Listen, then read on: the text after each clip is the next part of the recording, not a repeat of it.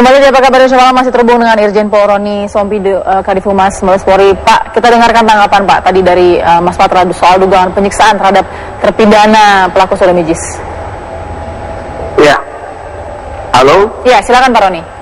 Ya, jadi begini, sejak awal kan proses penyidikan ini sangat transparan, terbuka dengan adanya tersangka itu didampingi oleh pengacara sejak awal. Jadi sejak awal mereka didampingi setiap pemeriksaan. Bagaimana mungkin ada penyiksaan tidak diketahui oleh pengacaranya atau penasihat hukumnya. Oke. Sekarang juga penasihat hukum itu sudah berganti.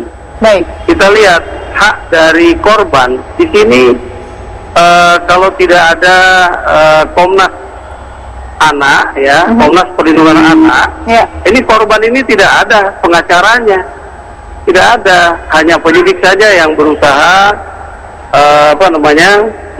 memperhatikan mereka, karena memang KUHP kita ini kan kurang memperhatikan korban.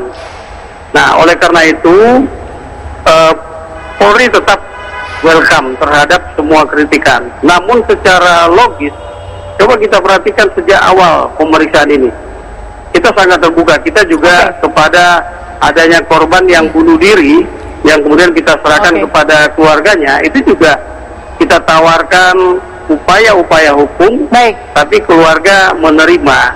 Baik. Jadi saya pikir begini, kalau memang ada prosedur-prosedur yang bisa harus ditempuh, dilaksanakan oleh Polri, ya silakan saja. Baik. Polri kan sangat terbuka. Ya, Polri welcome. Baik Pak Roni, terima kasih sudah memberikan tanggapan di Apa Kabar Malam.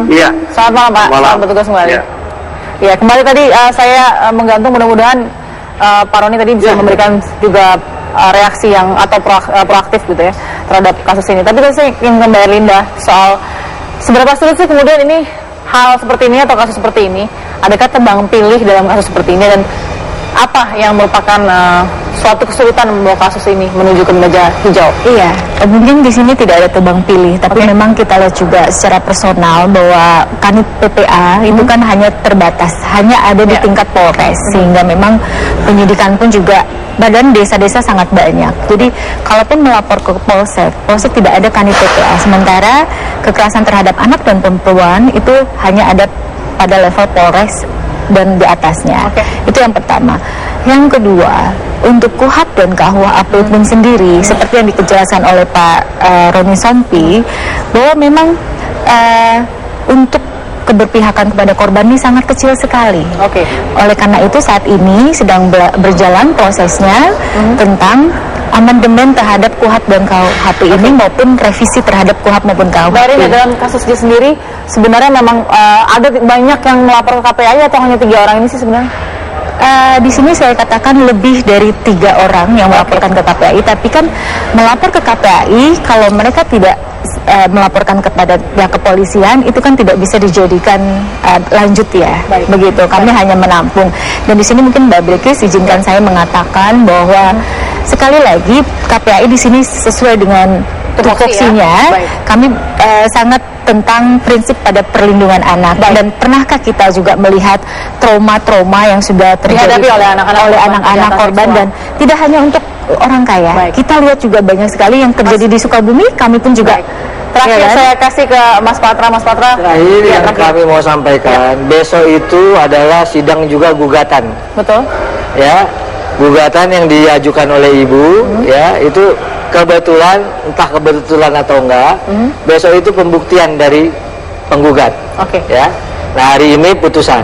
Nah, jadi bahwa ada gugatan dari si ibu itu sebesar 125 juta US. Atau senilai 1,3 atau 4 triliun. Ya, terkait dengan apa namanya, kita ikutin terus kasusnya Mas Patra MZen. Pastinya Mbak Erina juga kita masih akan sorot terus bagaimana kasus di sini akan berlangsung agar terlihat bahwa korban bukan satu ya, tapi korban kan ada kita catat kita catat. Terima kasih Mbak Erina, terima kasih Mas Patra MZen, terima kasih juga Pak Roni Sompi dan juga Pak Oce Kaligis yang sudah bergabung di Apa Kabar Malam. Anda bisa saksikan Kabar Malam sesaat lagi. Saya bersama, selamat malam, sampai jumpa.